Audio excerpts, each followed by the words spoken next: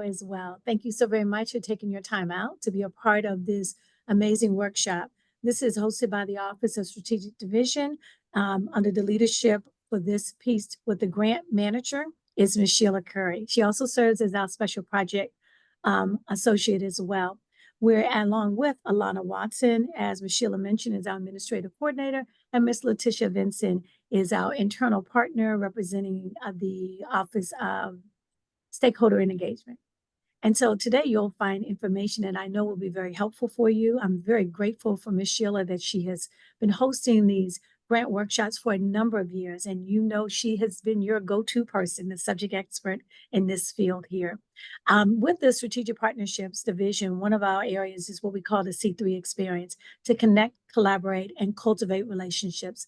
Some of you all we may have met last Thursday at the Silver Diner at our Eat, Educate, and Engage event. We had an amazing time, and hopefully you were able to connect with us. If you did not meet us there, we do hope to see you on Friday, November the 1st at our Nonprofit Empowerment Symposium at Bowie State University. The link will be available in the chat, as well as please follow us on Facebook, which is PGC Strategic Partnerships, PGC Strategic Partnerships, as well as via email to make sure that you are registered to attend. We will be able to provide information on grant funding from the county, state, and federal. We'll have breakout sessions this year on capacity building and grant writing, as well as how to build a partner with corporate entity in terms of sponsorships. So again, thank you so very much. November the 1st is our Empowerment Symposium. Follow us on Facebook and stay connected with us so you will be able to start receiving our Monday morning messages. Thank you so very much. And Ms. Sheila, the floor is all yours. Thank you. Alrighty, thank you so much, Barbara. Alrighty, so I'm going to go ahead and share my screen, everyone, and we're just going to jump right into the PowerPoint and the presentation on the application. So give me just a second.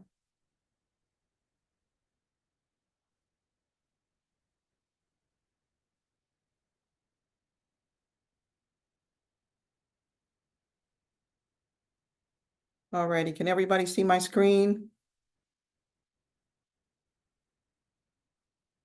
Just trying to move. Okay. Oh, great. Thanks, everybody. Just trying to move these things out of the way. Okay. All right, great. So, of course, this is the FY or fiscal year 2025 Community Partnership Grant Workshop. The workshop, the application actually starts today. So if you go on our website, you will be able to see the application that it is open.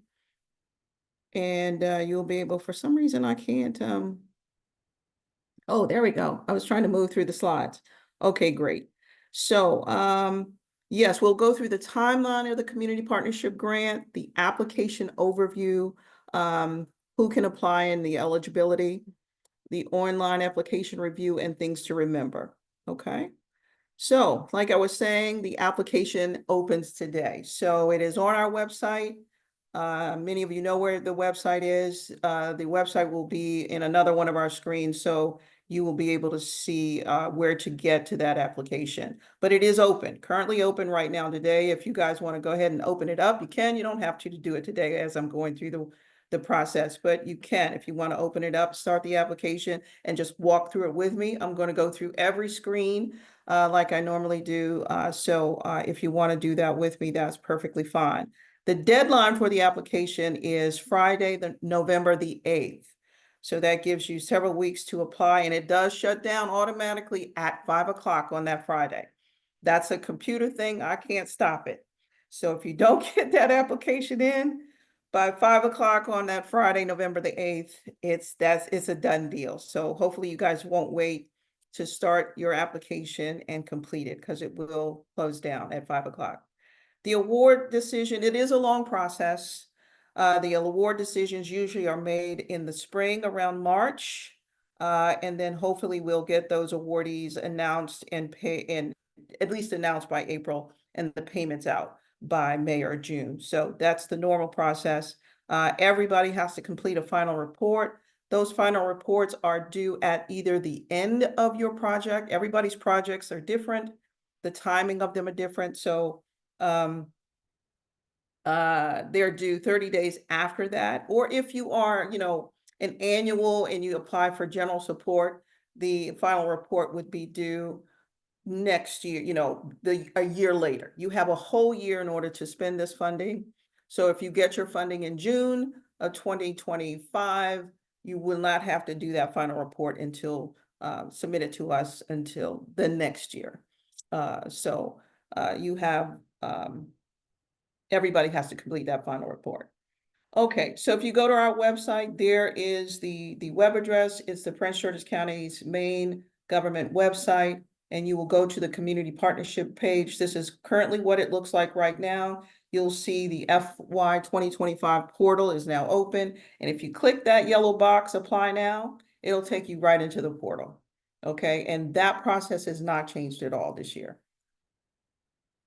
Okay, like I said, it opens right now. It's opening today. The deadline is Friday, November the 8th. The maximum award is not changed in years. Anybody can apply and ask for up to $100,000. Okay, so that's no different for many years. Doesn't mean you're going to get $100,000, but you can ask for up to $100,000. And of course, you apply through the portal, the online portal. Okay, who can apply? So this has not changed at all. It is any organization, institution, or association that is a nonprofit organization and designated a 501c3 under the IRS code. It has to be a 501c3. It cannot be a 4, cannot be anything else. It has to be a C3. Okay, and you have to provide, obviously, this is Prince George's County funding. So it has to serve Prince George's County residents, or any activities have to be here in Prince George's County and serve our residents. Your organizations can be located or headquartered in DC or Virginia or Montgomery County and other places, but the money has to serve our residents, okay? You also have to be in good standing. And that's good standing in whatever state that you were originally incorporated in. Many of our organizations, of course, were incorporated in the state of Maryland. So you have to be in good standing in the state of Maryland. But if you were incorporated in DC, you would get the clean hands from DC. Or if you were incorporated in Virginia, you would get that good standing from Virginia, but you'd have to show us that. And there's a spot in the application to upload that document. Okay, so we do have one thing that is new this year. The Community Partnership Grant no longer accepts fiscal sponsors. So we used to accept those for many years, but we've decided not to do that any longer. So what we're going to do is for smaller organizations or organizations that have been open for less than 2 years, we're going to consider doing smaller grants for those organizations. So we're not cutting off smaller organizations or people that have used fiscal sponsors in the past. We're just going to consider smaller grants for them. So please don't, please still apply. But the section in the portal where you put information about a fiscal sponsor is gone. And we'll get to that point when we in the presentation when we get to there for partnerships. But we no longer accept fiscal sponsorship. And if you have any questions about that specifically, please don't hesitate. You can put it in the chat now, or you can send me an email or call me, and I'd be happy to explain it to you. Okay. All right, so this is a note for churches and faith-based organizations. This has come straight from the office of our Office of Management and Budget. And so I'm going to read it to you because this is coming from the Director of Management and Budget, Stanley Early. So let me just read this to everyone, and this is really just for our churches and faith-based organizations. So Prince George's County awards public funding to churches and faith-based organizations that serve the community through activities like food banks, donations, job fairs, and more. The county encourages churches and faith-based organizations to establish a separate 501c3, nonprofit, okay, separate from the religious entity, so that proper financial and programmatic management is distinct and transparent. So that means what we encourage you guys to do, if you are churches and faith-based organizations, to have a separate 501c3 set up. And you would get a separate designation from the IRS. You would apply to the IRS to get that separate designation as a 501c3, but it needs to be separate from the church or the faith-based organization. So all county funding is subject to auditing to ensure public funds are used responsibly. Thank you to churches and faith-based organizations that serve Prince George's County, because we know that you guys do quite a bit of work in the community and we love what you do, and we don't want you to stop doing that work. We would just prefer it if you have a separate 501c3 that operates that piece of the church's community work. So again, this is coming straight from the Director of Management Budget. And if you have questions about it, please don't hesitate to call me. Shoot me an email. I'd be happy to go through it with you, and even, help you to understand the process and setting up two separate entities. So please reach out to me if you need to. Okay, so now we're going to jump right into the application process, and most things have not changed.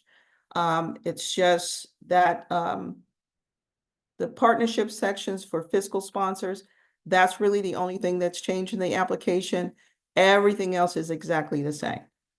Okay, so the first section, so this is what you'll see when you click that link on the website. This is the very first page of the application.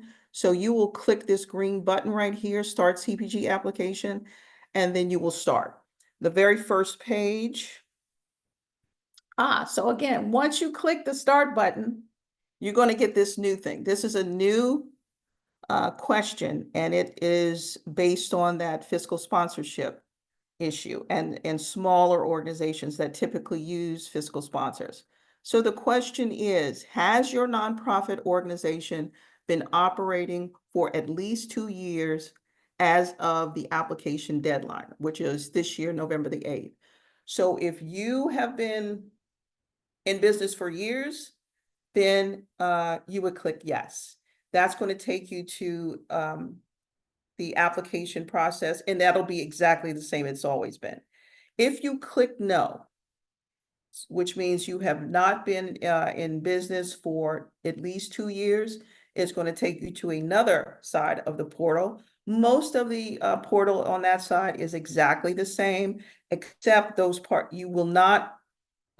There's a couple things in the document section that you will be different for you because you've only been in business for 2 years. So that's how we're going to handle that. And then we'll understand that you guys are less than 2 years. So you're smaller. So those applications we're going to look at a little bit differently. Okay, so that's just the first question. You'll answer yes or no. Okay. So this section is the same for everybody. This is just basic information about your nonprofit, the name, the address. Very important to put the address where you provide services. Okay, so you can put, if you provide services at 10 different schools, put 1 or 2 here, but in your narrative, put all of them. Okay, your narrative is where you can put everything that you can't put in a box. But you do have to put something there, okay, or that it won't even allow you to submit. But that's a very important part of this application because we do need to see where this funding is being spent. Okay, so if you go down, the contact person's name and email address, the executive director's name and email address, and we have them both there because when you guys apply between now and November the 8th, by the time we actually, award the funding in April or May, folks change jobs. So I needed at least 2 email addresses and put an email address in there that you guys do watch and you monitor on a daily basis. Because when I send the award letter to that email address and nobody responds, you could lose the funding. So make sure you put an email address in there that somebody's going to pay attention to, so that you'll get the email that, if you are awarded. Okay, so it's very important. All right, once you do that first section with all of your information, this is the email that you're going to get from the Community Partnership Grant. Do not respond to it. It's a no reply email, but you will get this email to let you know that you have started your application. We will know that you've started the application. The tracking number that you see, that's very important to you because that's the number you're going to be able to use to go back into the portal every day or how often you go back in to complete the application. So please hold on to that number, keep it. If you by chance lose it or you can't, if you search your emails and can't find it, just send me an email and I can look up the number for you. Okay, so this is section 1 in the portal. It's the service category that hasn't changed at all. So you'll click the drop down button and let us know what kind of service you provide. If it's a food bank or education or training, violence prevention, senior citizens, click whatever that is, and then let us know the clients that you serve. If it's all of them, click them all. Or if it's just seniors or high school kids or whatever, and always click save. In every section, please click save. The next category is support category.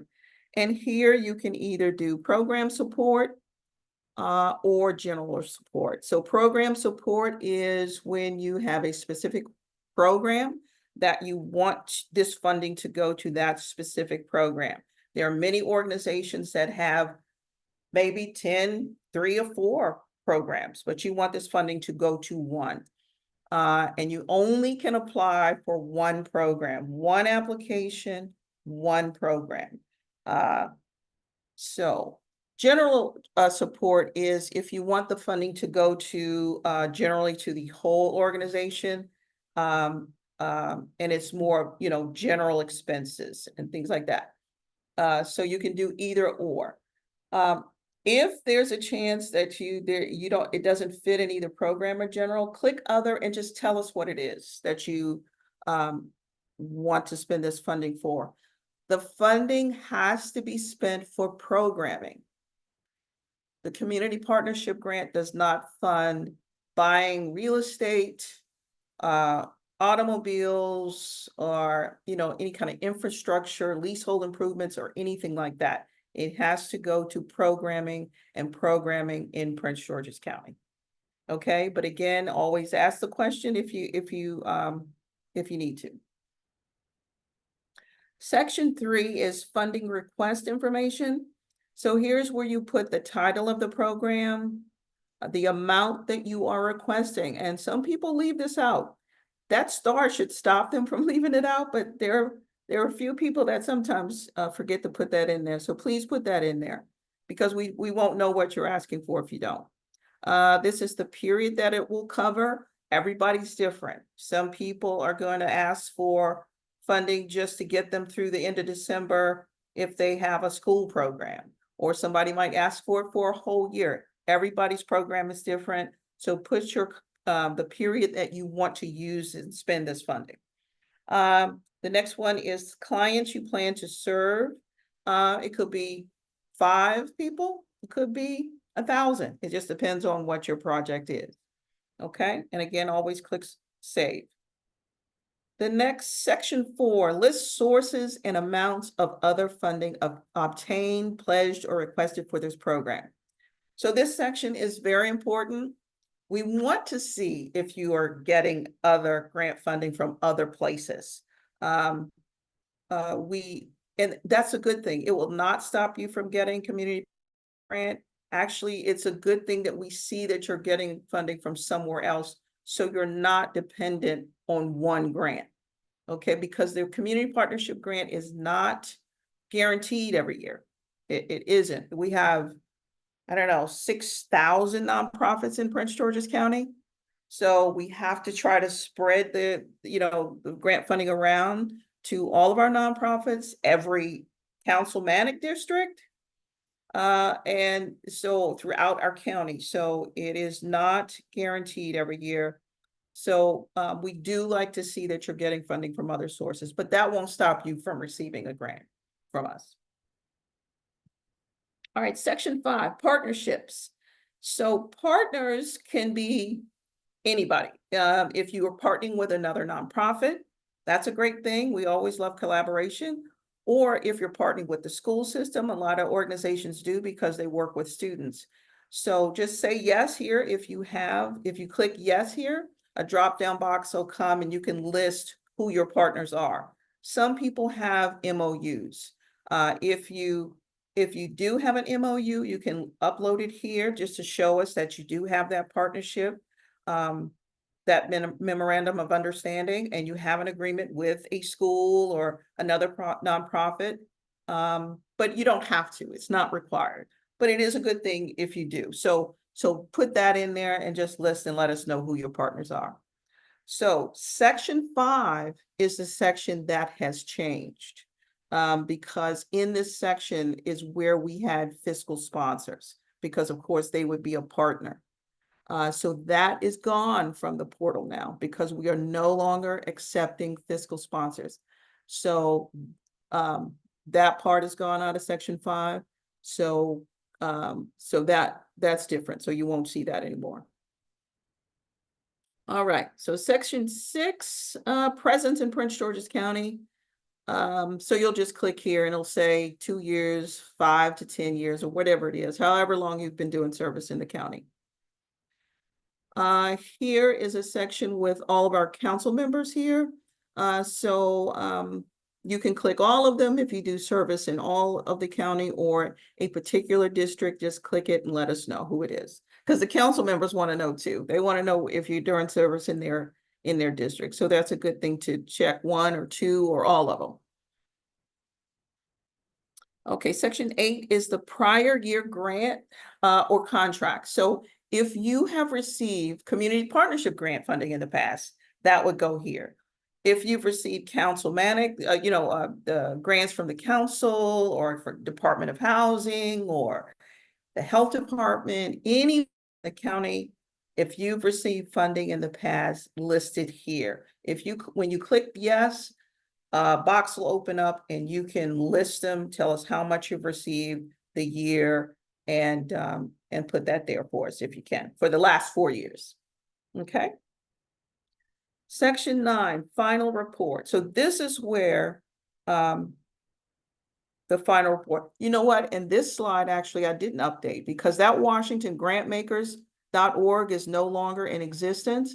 So in the portal now, I did update it in the portal. I actually have created a final report template.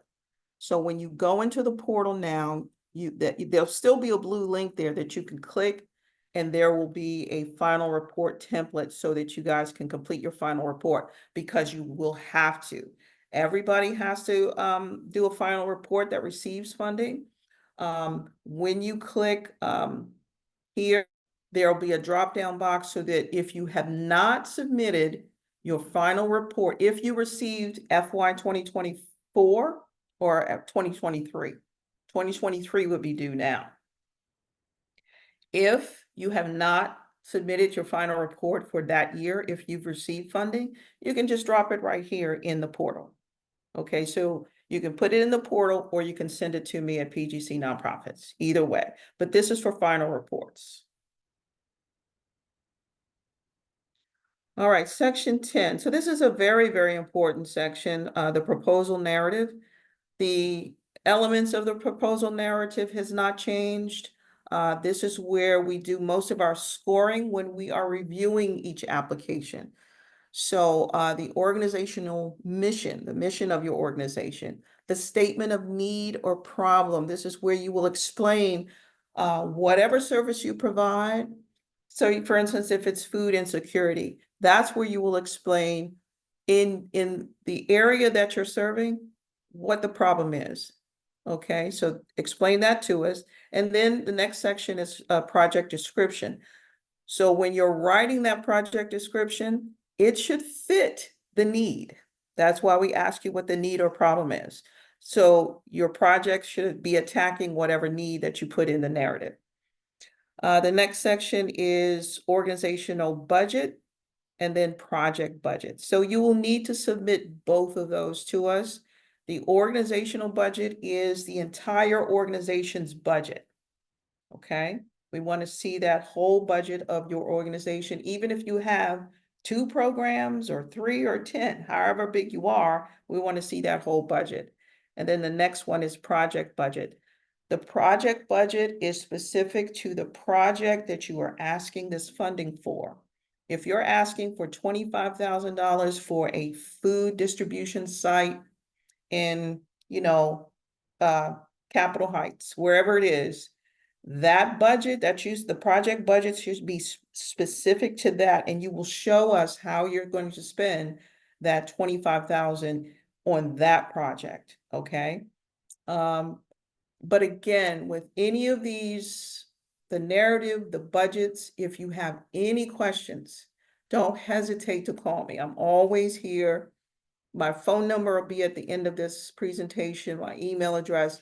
Just reach out to me, and I don't mind helping you walk you through this. But these elements have not changed over the years.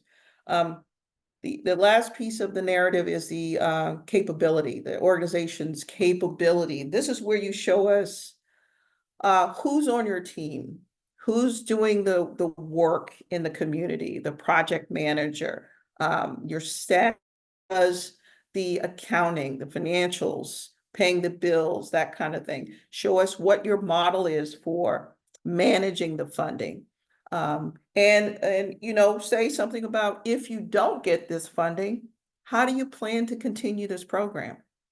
Maybe you can go back and say, oh, but we're getting funding from all of these other different places, so we'll be able to maintain. We want to see that you guys are stable and have some stability. Doesn't mean you won't get community partnership funding, but we need to see that you're stable and you're able to operate. So that's where you would put that, the organization's capability. And then here at the bottom is all the instructions on, what the narrative should look like. But again, if you guys have any questions about any of these things, don't hesitate to shoot me an email. All right, section 11 is, this is the organizational budget. So there's a template in there. If you click the blue link here, you can print that, fill it out, and then upload it back into the portal. So that's the entire organization's budget. Section 12 is the program budget. Again, there's a template here to use. Please use the template. We try to make everything somewhat uniform because, of course, all organizations have all kind of different ways and different softwares and things now that they use to track their budgets and things. But if you could just narrow it down and put it in our template, it would just make it easier for us so that all the applications are the same or look the same, and we could sort of review them side by side. All right, section 13, this is where you are going to assure us, county government, that you are doing what you say you're going to do with the funding, okay? So if you read through each one of these things, the first one, the applicant will administer the funds in compliance with the submitted proposal. So that's very important, that you do what you say you're going to do with the funding. The funds received must be used in Prince George's County.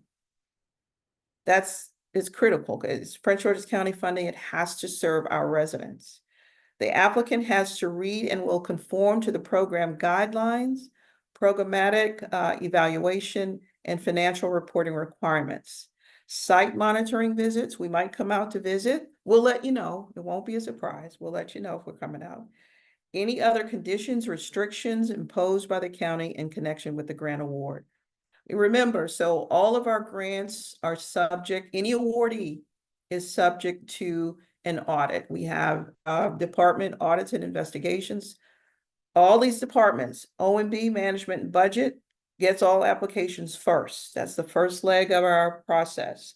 They do a review to make sure you have every element of the application. They might reach out to you and say, something is not right. You have to have an SAP vendor number. And I'll go through that when we get in section 14, because that's something you'd have to upload into the portal.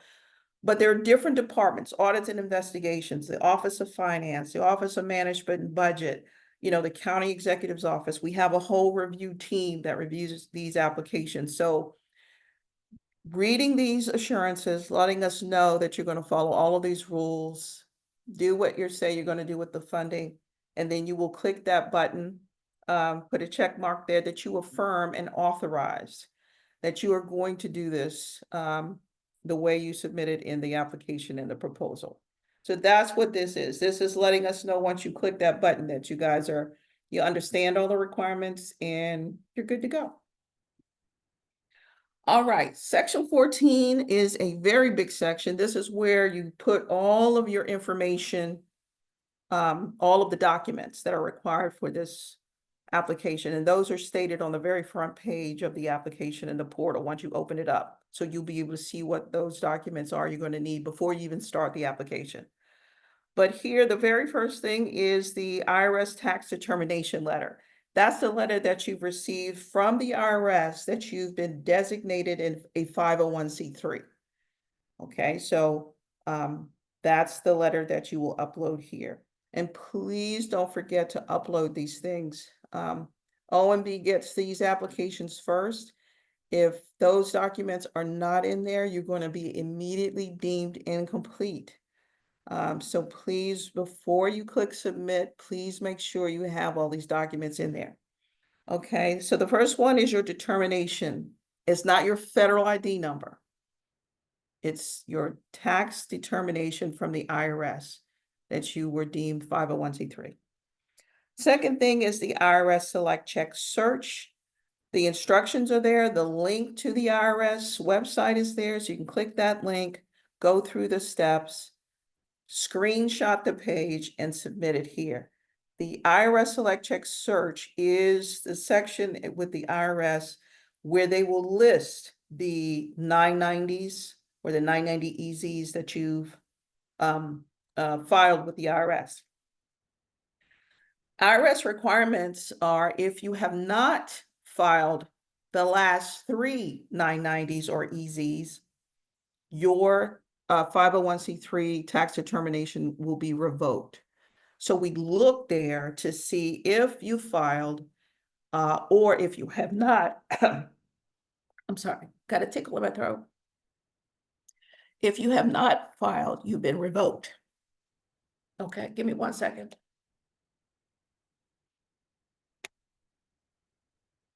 So that's what this section is for. So once you get there and you click your name, the name of the organization, and that information will come up, screenshot that, or save and print it some kind of way, and then submit it here. You have to put that in there. There are many organizations for some reason that will not put that in there. And OMB will automatically deem you incomplete if you don't put that in there. Okay, but again, if you have questions about that section, just let me know. Okay. In this same section, if you are one of those organizations that's less than 2 years old, the IRS, now you still have to submit your tax determination letter. Everybody still has to be designated a 501c3, whether you've been open for a month, a year, or 20 years. But the second section might be a little bit different for organizations that have been open less than 2 years, and that's the IRS Select Check Search. Because of course, if you've only been open a year, you may not, or less than a year, you may not have had time to even file a 990. Okay, so it won't show up on their website. We understand that. And if you have not been open that long, there's nothing in, still go through the process, click the blue link, go through the steps, or if you know you haven't, file a 990, put a statement in there. Instead of uploading the screenshot, upload a statement that says, I've only been open 6 months. I'm not required yet to file a 990. And so because we know you're less than 2 years, that's understandable. Okay, so that's not a problem for smaller, younger organizations. But again, as you're going through the process, don't hesitate to reach out if you have a question there. All right, section 14, required documents. Oh, so this one's a very big one too, financial statements. So for organizations that have been around a while, longer than 2 years, you will either submit your 990, a 990 EZ, or audited financial statements. Okay, so if you see in the black bold letters and underlined, for organizations that have been in operations for 2 years or more, we will not accept a 990N. So 990Ns are for organizations that generated $50,000 or less, right? If you're less than $50,000 of gross receipts with the IRS, you can submit a 990N, and that's fine for the IRS. But for the community partnership grant, on the 990N, there's no information. There's no financial information on that 990N, so we can't accept that. You have the option, if you are an organization that your gross receipts are 50,000 or less. Let's say you can, under IRS rules, file the 990N. The IRS gives you the option to file a 990 or 990 EZ anyway. It's your choice. Okay, they give you the choice of either doing the N, the 990, or the EZ if you're $50,000 or less. That's your option to do. And we can't tell you, it's not our job to tell you which one of those that you want to do. But if you apply for the community partnership grant, you either have to have the 990, the EZ, or audited financial statements. Okay, because we have to see some financial information from your organization. So if you have not filed the 990, the 990 EZ, then send us audited financial statements. And audited financial statements are done by an independent certified public accountant, not your financial statements that you prepared in-house or a compilation or a review. Very different things. An audited financial statement is done by an independent CPA that puts their stamp of approval that your financial statements are free of misstatement or fraud. Okay, so either the audited financial statements, 990 or 990 EZ. And this is for organizations that are older than 2 years. Okay. The next one is the W-9, which everybody knows. Please sign it. We have lots of people that will submit that W-9 but have not signed it. Again, OMB will deem you incomplete if it's not signed, so please sign it. The next one is good standing. All the links are there to get to Maryland's good standing, SStat, the Virginia business section, and the DC clean hands. So, and there are examples there as well. So you know what it looks like when you do it. When you go to any of the links, you put your name or your name of your organization in there, and it'll come up whether you're good standing in any of those states. If you're from a completely different state other than these three, each state has its own section for good standing. So just go to that state's good standing or business section and submit that document to us. But you have to be in good standing. And that means that if it's in Maryland, you've paid your Maryland, whatever, personal property taxes or anything to do with the state of Maryland, you've satisfied whatever that is, and they will list you as in good standing with the state. So we need to see that. And you would just take a screenshot of it. You don't have to pay the $40 for the certificate. If you want to, that's fine. But that's not required. If you want to just go to the site, see that you're in good standing, you can even take a picture on your phone and send us that, or screenshot it or print it, or however you want to send it to it. We just need to see that good standing. Okay. All right, so this area is different a little bit for organizations that are smaller and in that less than 2-year group. So your financial statements might be different. You certainly can get an audit. We understand audits are expensive. You may not have one. That's okay. If you're small and less than 2 years, we will accept a 990N because we know that you're small. Or you may not have even filed yet. If you're six months old, you may not have even filed yet. So just put a statement in there and let us know that. You have to put something there. Just let us know that you're too young to have done the 990, or you're old enough and you did your, a year and 6 months, and you have filed a 990 or a 990N. This is the only place where we will accept a 990N, because we understand that you are, so young that you can't file anything else. Okay. But if you're a year, 18 months old, and you've, raised or you've generated over $50,000 and you did file a 990, put that in there. Or if you want to pay for an audit, put that in there. Okay. But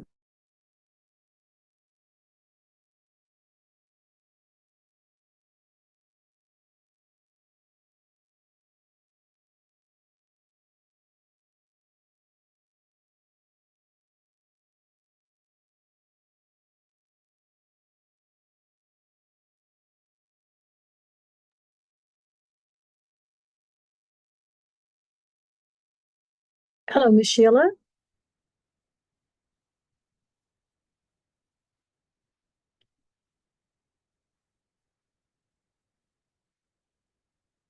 Can everyone still hear? Yes, I was just gonna say, can we Okay, we're pause for gonna, a moment? yes, we're gonna try to reach Miss Sheila. Okay, thank you all for your thumbs up. We greatly appreciate it. Give us a moment.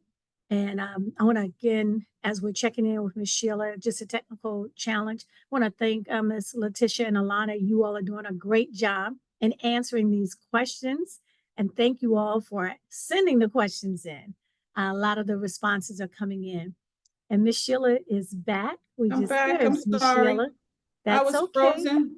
Okay. Yes, but it's okay. You're right back, and Miss Sheila will continue where she left off. All right. Thank you, Barbara. You're Miss welcome. Sheila, Yes, yes. you had about 4 people's hands raised. Did you wanna ahead. pause to answer questions or wait That's until the end? Do that. So absolutely. Go right ahead, Letitia.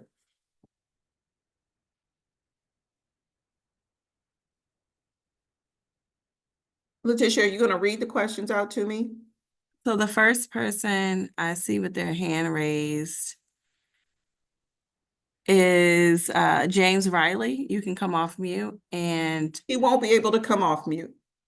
So you would have to read the question. He would have to write it in the chat, and then you can read it out loud to me. I just unmuted him so he can speak. Okay, okay.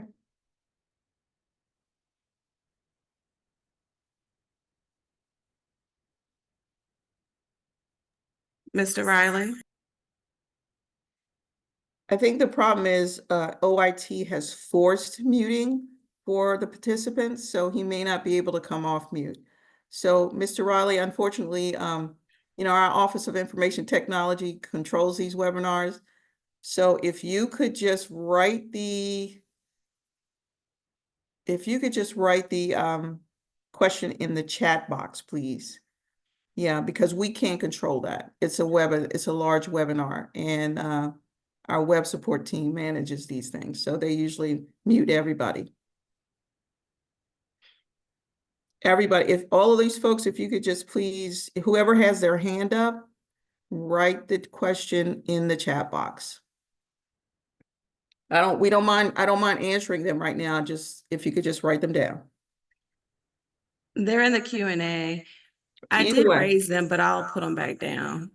Okay. 'Cause when you raise them as a panelist, you should be able to unmute, but I requested that they unmute and it's not working. It's So not we'll working just put it because of in the web support. Q&A and we'll read it Okay. to you. Okay. Do you have one already, or can I move on, or what do you want to do?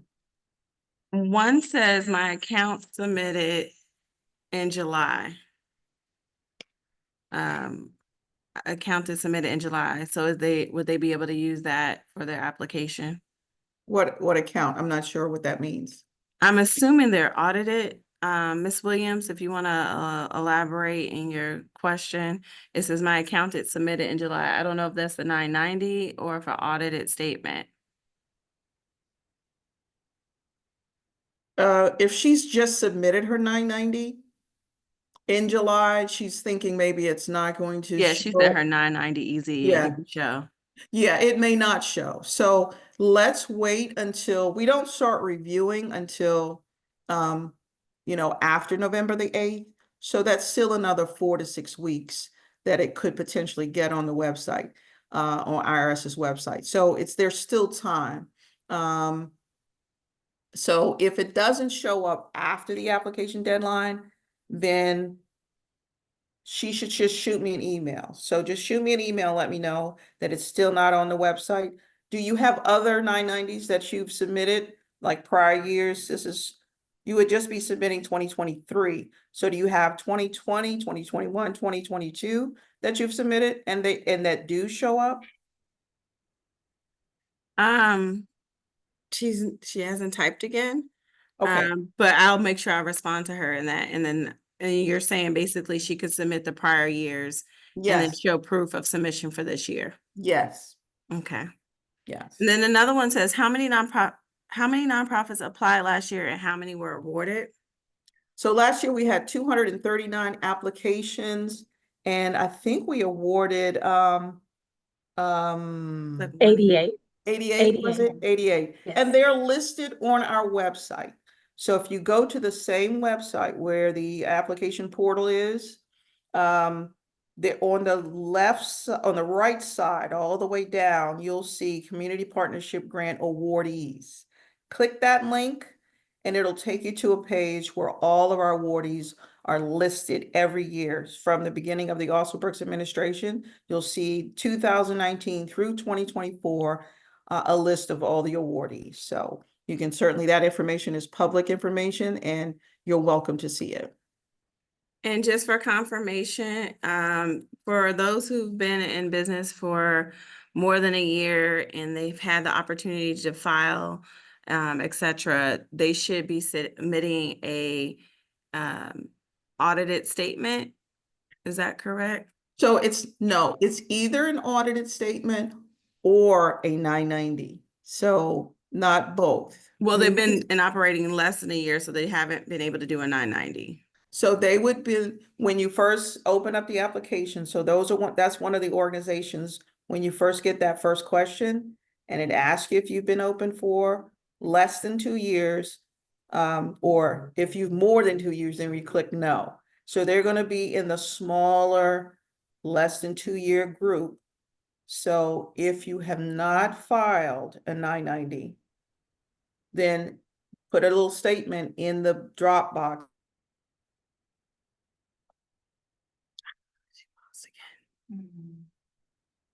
I'm so sorry, guys. It looks like she froze again. Yes. So as Ms. Sheila mentioned, and because the way our system is set up, we're only able to answer the questions via the Q&A, which Letitia and Alana has been doing a great job. If any reason that your question still is not answered, Ms. Sheila has mentioned earlier, you're more than welcome to continue to email her after this event, this webinar, to ensure that she does answer your question directly as well. Am I still frozen? You're now unfrozen. You're back. Okay, great. All right, so I think what I'm gonna do, you have more questions, Letitia?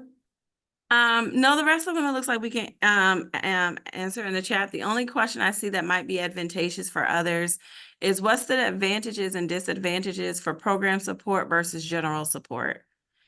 It's different for each organization. There are no real advantages either way.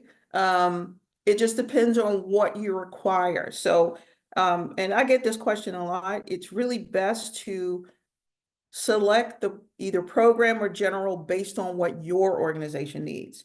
It's not about completing the application based on what you think we want to see in order to receive funding. It's based on what you need. If you need program support for one particular program, then do the application for that one particular program and ask for program support. But if you have 5 programs, but you need help for all of them as far as like printing, if you need a printer in the main office and you need, you know, telephone or all the different things in your main office that will help all of the programs, then that's what you should apply for. So it really is based on what you really need the funding for. You have to think it through. But again, that's another question. If you want to call me separately or shoot me an email, we can discuss it. I'll get on a Zoom call with you and you can tell me what what you're thinking, and I'll be able to better direct you. But that's really an individual question. And with that in mind, Ms. Sheila, if they are a program that dwells, the actual physical location is outside the county, but they provide services in the county, are they allowed to do general Yes.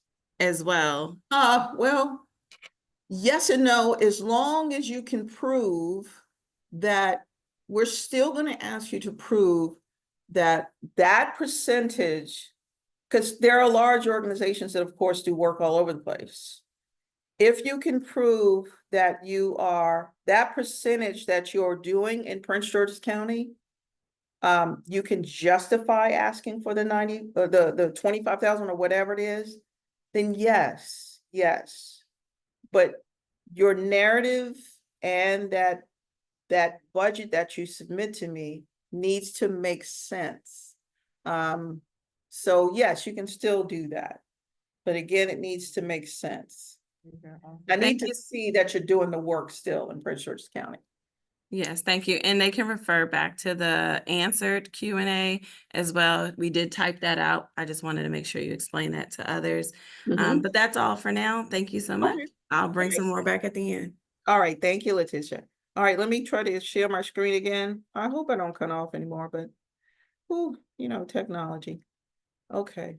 So where was I?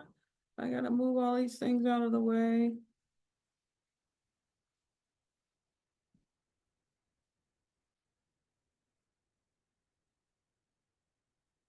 All right. I think we did this one. That's where I had the trouble. So that's just for organizations less than 2 years. Only place, right? We will accept a 990N. Or just put an explanation in there.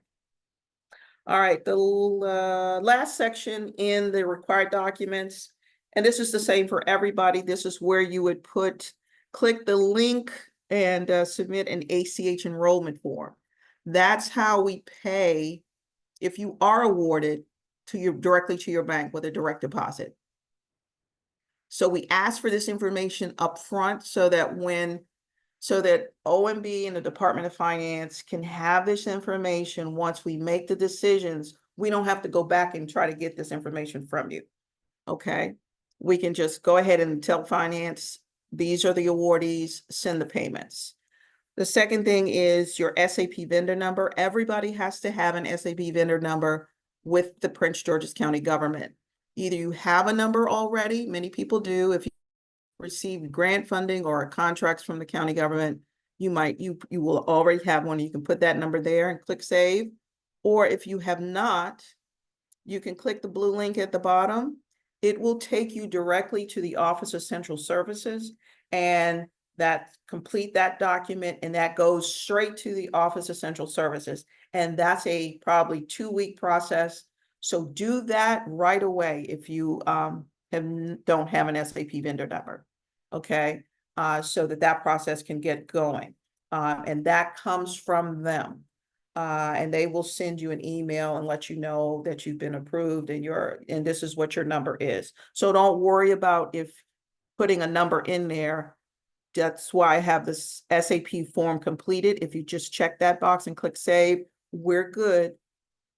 It won't stop you from receiving funding, because by the time we get to the review process, you will be approved and have your SAP vendor number. So we're good to go. If you're an organization that has an SAP vendor number and has forgotten it, or you can't find it, shoot us an email at the PGC Nonprofits email address, and we'll research it for you and send it back to you in an email.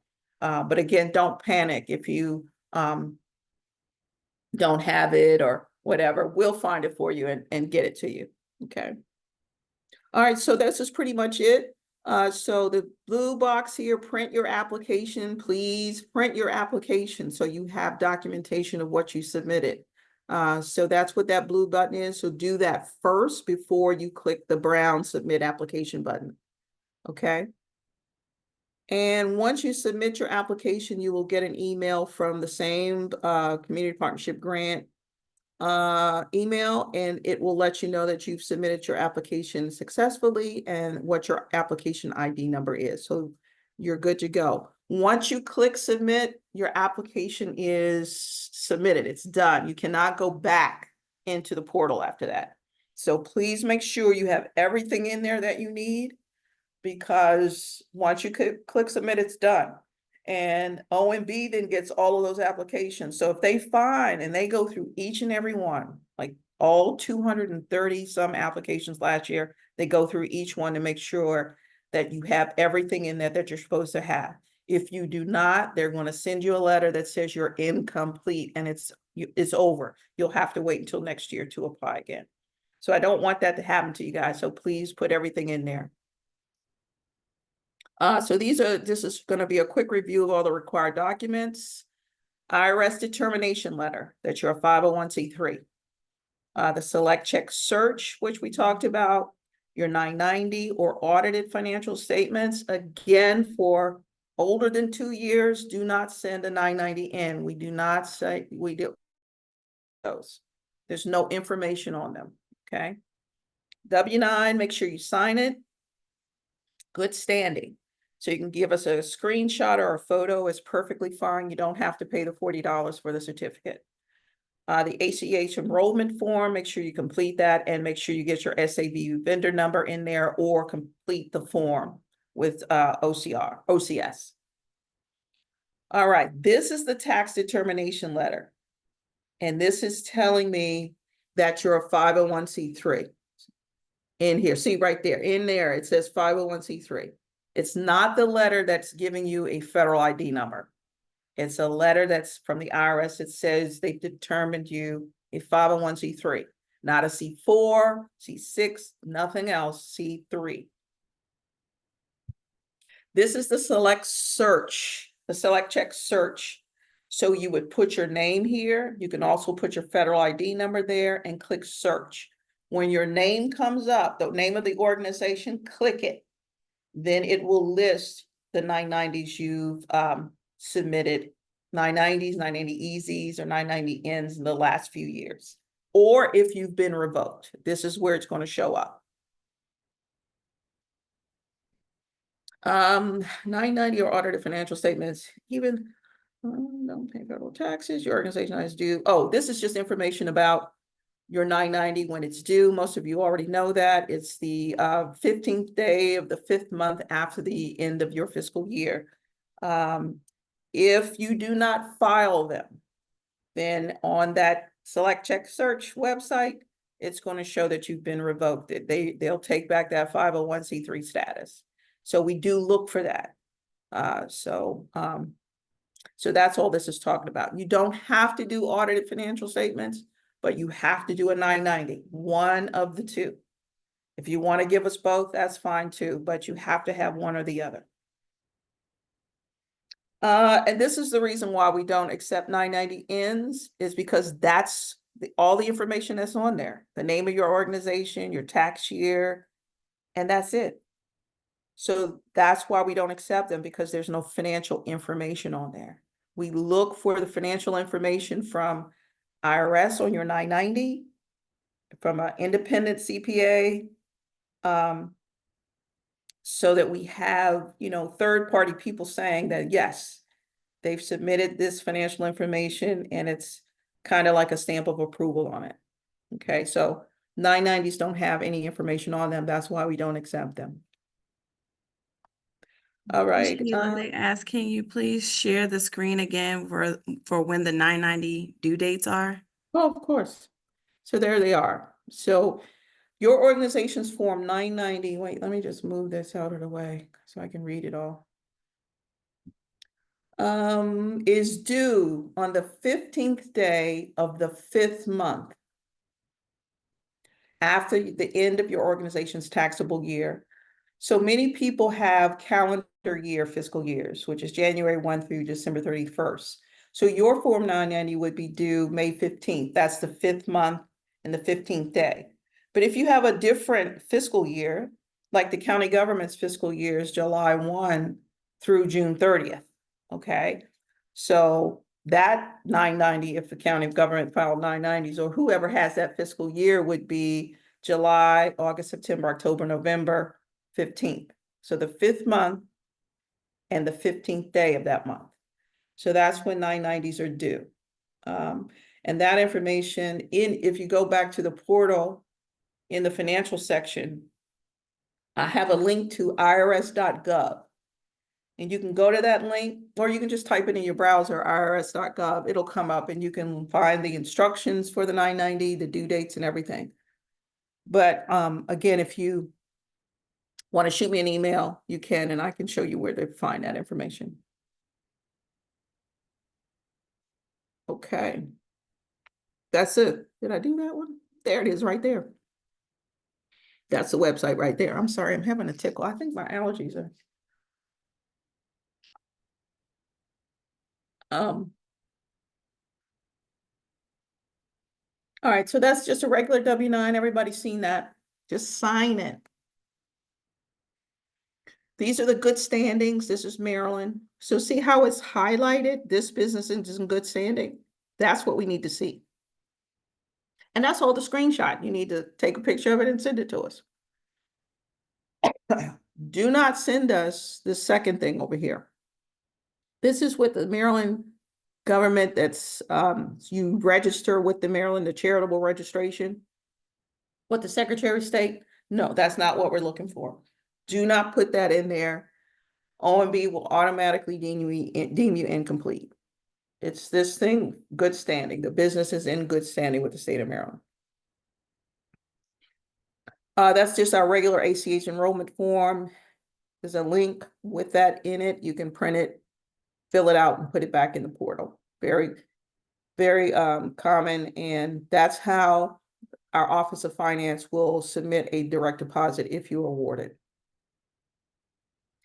This is the SAP vendor number registration page. When you click the blue link in that section, it'll take you to this page, complete all of the information. It goes directly to OCS, our Office of Central Services. They handle issuing SAP vendor numbers. Our office doesn't do that.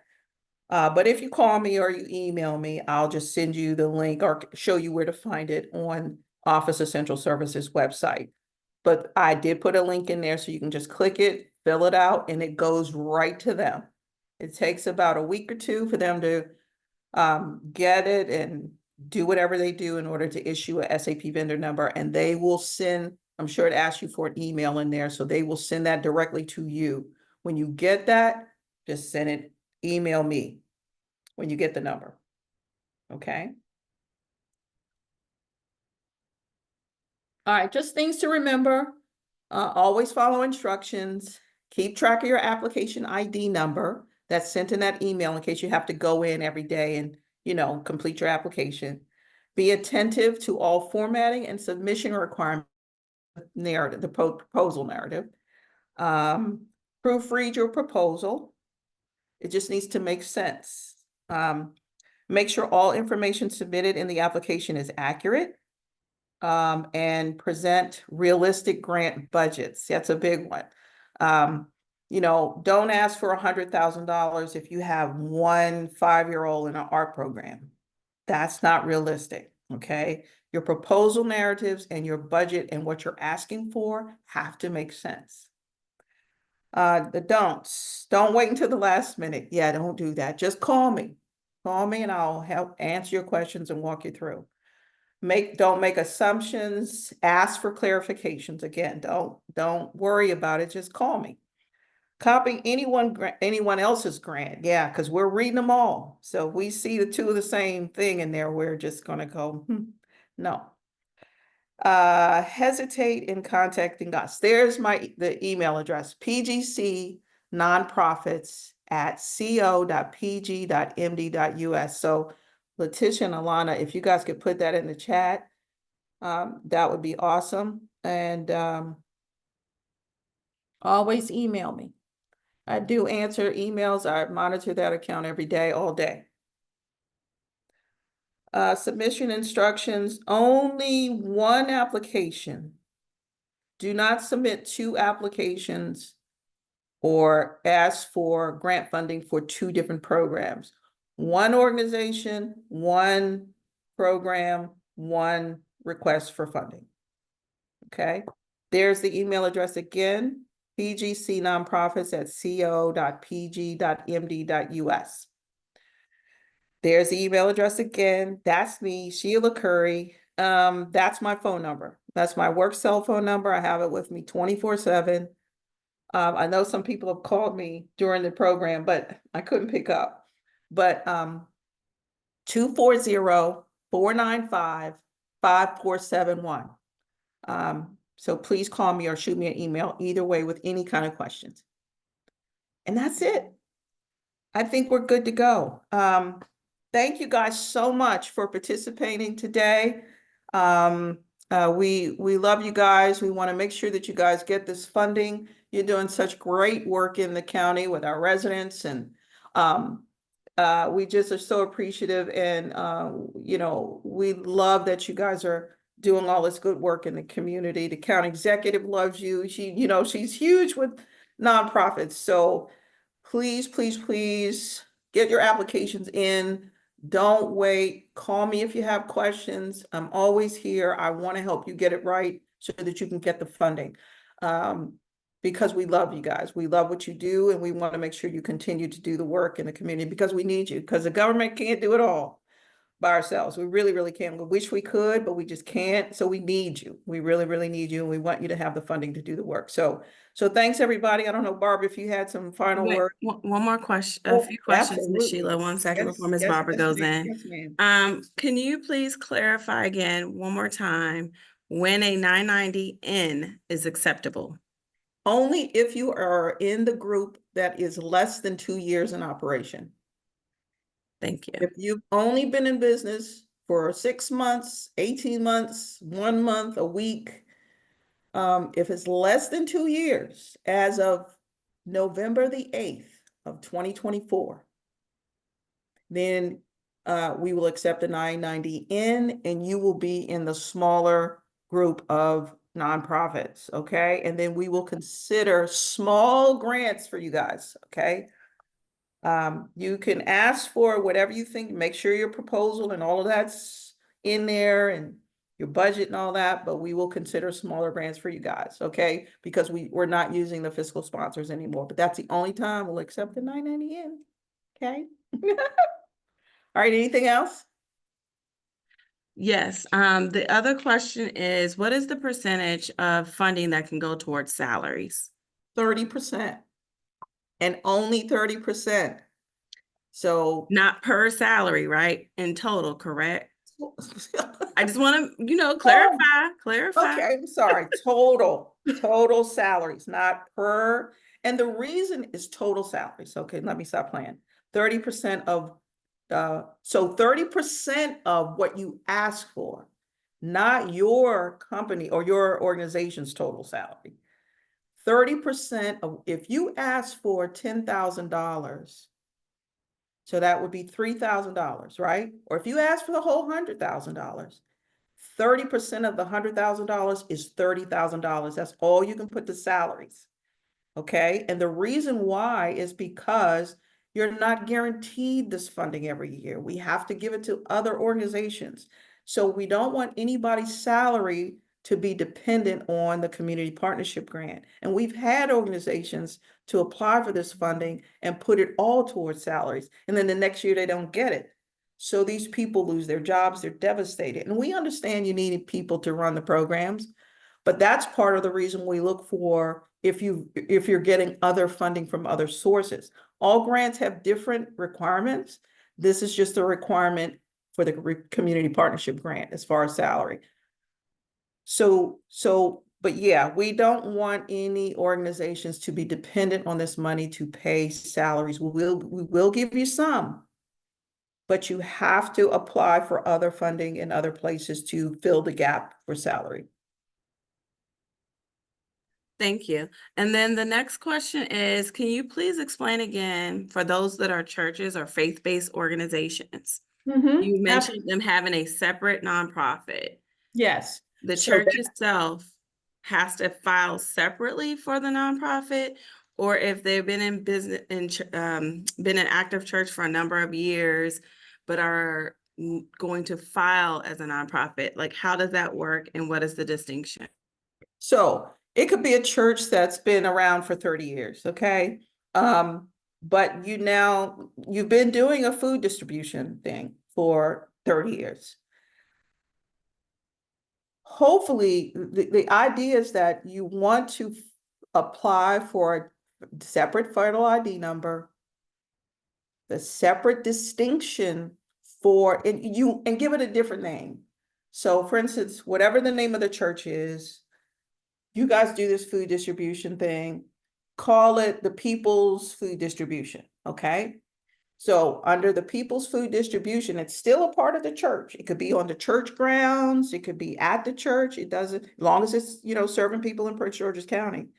But you would file for a People's Food Distribution federal ID number. You would apply for a People's Food Distribution to the IRS for your 501c designation. So these two things are not, People's Church or whatever, First Baptist. I'm looking at Barbara, so I want to say First Baptist. So it's not First Baptist that's applying for it. It's People's Food Distribution. It could still be under the church, but you're applying for this separate program. So you're getting a different federal ID number that you apply to the IRS for. You're applying to the IRS to be designated 501c3 under People's Food Distribution, not First Baptist Church. Okay, so you're applying for all of these things in a separate process. And once you get that designation, then they'll give it to you, as long as you fit all the requirements. Then when you apply for the grant, you're applying as People's Food Distribution. You have your ID number, you have your SAP number, you have your F501c3 designation, all of the things in this separate program.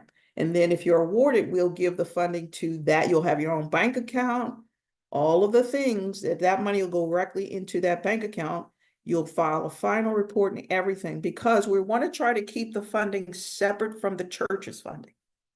Okay, you're going to have a separate so that it's a clear, distinct, transparent separation from the church funding. Although we know that this is a church, you could still have it at the church every Saturday or whatever. We know that the church is a participant in it, but it still needs to be separate and distinct as far as reporting. That's the main thing, is the reporting and commingling of funds. People understand that term.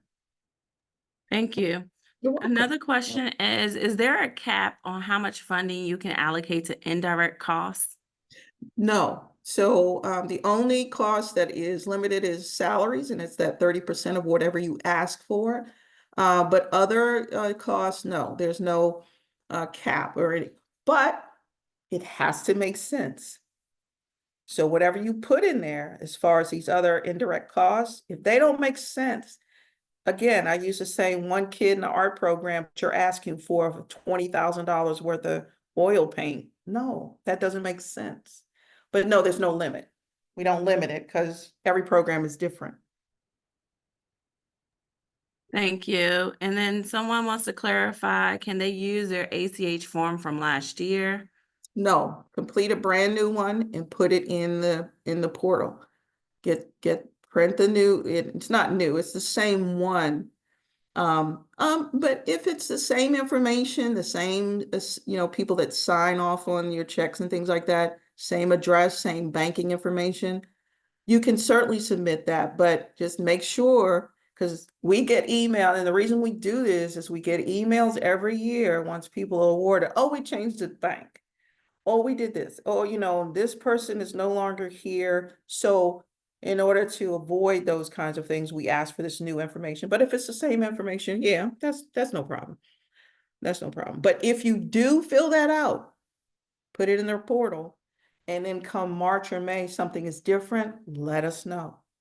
Yeah, just send me an email and say, oh, Sheila, we have a new bank or whatever, and I need to complete a new one. So, but yeah, that's fine. There's no reason why you can't. Yeah. Thank you. For You're welcome. clarification purposes, Mhm. you mentioned earlier that one organization can apply for one grant, meaning one program, one service, one something. Mhm. However, you also mentioned that it could be a general, it could be program, it could sometimes be a little bit of both, depending on if it's equipment for the program, if it's Mhm. something that's directly related to the program. So Mhm. they're asking for clarification as it relates to um, in the proposal, if there's like a program, maybe it's an after school program, but they want to do something STEM. So they may have something that's art related and they'll put in their proposal the details of the art and how much that costs. And then they may have something that's, science related. So it might be like a robotics club or something, but they're both coming out of the same organization. It's two separate programs, but with one common initiative or one, foci, the youth after school programming or something like that. But it's more than one program that's being funded within that proposal. Can that be accepted? So yes, you would be asking for general support. If you are, and it has to be support, you would ask, whoever this is would ask for general support. But the funds would then be used for things that all of your programs can benefit from. If it's the 30% salaries, or if it's office equipment, a printer or telephone, or even rent for your office building. But you can't take the funding and then pay for supplies in this program, art supplies in this program, and then some of it to pay for the STEM program. You can't then just divvy it up to pay for whatever you want in all your different programs. No, that's different. If you want, general means general. Paying for art supplies for one program, that's specific to that art program. That's not helping any of the other programs. So you can't ask for general support and then divvy it up between your programs. General support means building capacity of all of your programs, or paying for the printer and the telephone and the rent for your headquarters where you service all of the programs. If you want just specific art supplies for one program, then you should apply for program support for the art program. It just depends on where your need is the most when you're applying for the community partnership grant. But whoever is asking that question probably should just call me or shoot me an email, and we can really sort of talk about it and dig in and figure out what the need is the most. And then the last question I see here, and guys, please go ahead and put your last few questions in there because we're about to hit the mark of time. But applying for and receiving approval of the 501c3 entity takes 3 to 6 months, period. So how, if they are trying to start a nonprofit as a church entity or another entity, would they be able to apply for this You wouldn't be able to apply this year. You would have to wait until next year because you wouldn't have your 501(c)(3) designation. So, yeah, you wouldn't be able to apply this year. So, but go ahead and apply and get everything all lined up, and then you can apply next year. The Community Partnership Grant is an annual grant, opens every year in October. But yeah, you'd have to wait and apply next year. Sorry, there's another one that says, can a food bank, clothing bank, and job fair go under the same grant? No, because those are different programs. Those are different programs. How does the grant define faith-based organizations that are not a church? So whoever's asking that question, send me an email to PGC Nonprofits and I can get you exact language and verbiage from Stanley Early, who's the budget manager, director of management and budget. Because that, yeah, I don't have a clue. I have a clue, but I don't want to make sure I say the right thing in that sense. Yes. Someone asked, what is considered a small grant? You mentioned that the 990N folks will be able to go into a different pool of money. What is a small grant? It depends on the program and we haven't decided. So it depends, a small grant could be $1,000. It could be $5,000. So we haven't decided yet what those less than 2-year organizations are going to receive. Just because we're saying they're less than 2 years and they're small, we're not going to give each person that applies in that less than 2-year group all $5,000. We're going to treat them just like we do the larger ones or more than 2 years. We're going to look at what they submit and make the decision how much we think we can give them, okay? Because I don't know how many people will apply in that category. There's no fixed grant amount for each person that applies. They'll be under the same review process. We'll look at their proposal and decide, what that small grant will be.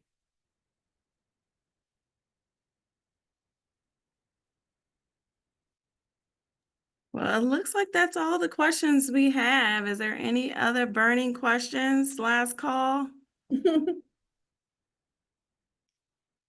And of course, we put in the chat the PGC Nonprofits email account. We also put in Ms. Sheila's phone number. So again, if you look in the webinar chat, you should be able to get both of those pieces of information. You're welcome to call or email. Email is preferred. That way you have it and you can reference it and get any other questions answered. The ceiling for the amount is $100,000. Someone just asked. Yes. But if there's no other questions, I hand it back over to you, Ms. Sheila. Wonderful. Thank you guys so much again for joining us today. I so appreciate you. And we'll let Barbara have the last words, our Director of Strategic Partnerships. Well, thank you, thank you, thank you. We had over 250 people on this webinar. Miss Sheila, you did it. You did it. Great teamwork, great information, great guidance. Alana, Letitia, thank you so much. You were answering questions like this. Over 100 questions were posted. So great job. Wow, great job. Yeah. Thank you, Alana and Letitia. You guys Yes. are the best. We have the bestest team. The bestest team, definitely, definitely. So I just want to remind you all again, the portal is open. Go now, Apply. start looking, apply. The portal will end November the 8th. November the 8th, the portal ends. As Ms. Sheila said, at 5 p.m. That is not 5:01, that is not 5:02. We cannot give you grace. So 5 p.m. is when it ends. The other important date is November the 1st, which is our Nonprofit Empowerment Symposium. And so we will provide information on additional grant funding, not from our office, but from other county agencies, state and federal. So please make sure you register to get information on the grants, capacity building, grant writing, and sponsorship and partnership opportunities as well. Again, we are here to support you. Follow us on Facebook. You have the email address.